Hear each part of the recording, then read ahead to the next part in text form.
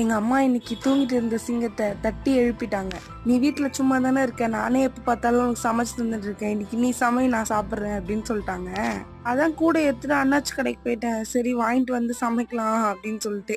என்னம்மா கூடலாம் எடுத்துன்னு போற காமெடியா அப்படின்னு நினைப்பீங்க.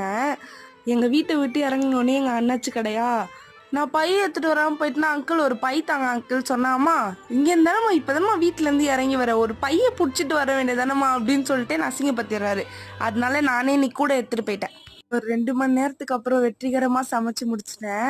சிம்பிளா ரசம் வச்சுட்டு முட்டை போட்டு பொரியல் பண்ணிட்டேன். அப்புறம் எனக்கு ரொம்ப பிடிச்ச இந்த புளிச்சக்கீரை துவையல் மாதிரி ஒன்று பண்ணுவாங்க, அது பண்ணிட்டேன். எல்லாத்தையும் ஒன்றா வச்சுட்டு இவ்வளோ நேரம் கஷ்டப்பட்டு சமைச்சு அப்படியே பார்க்கும் போதே ஒரு மாதிரி சந்தோஷமா இருந்துச்சு. ஒரு 5th ஸ்டாண்டர்ட்லேருந்தே சமைக்க கற்றுக்கிட்டேன். எனக்கு வேற சாப்பிட்றது ரொம்ப பிடிக்குமா, சரி நம்மளே ஜாலியாக சமைச்சு சமைச்சு சாப்பிட்லாம் அப்படின்னு சொல்லிட்டு அப்புறம் வீட்டில் இருக்கிறவங்க கிட்டலாம் கொடுத்து எக்ஸ்பெரிமெண்ட் பண்ணிட்டு இருப்பேன்.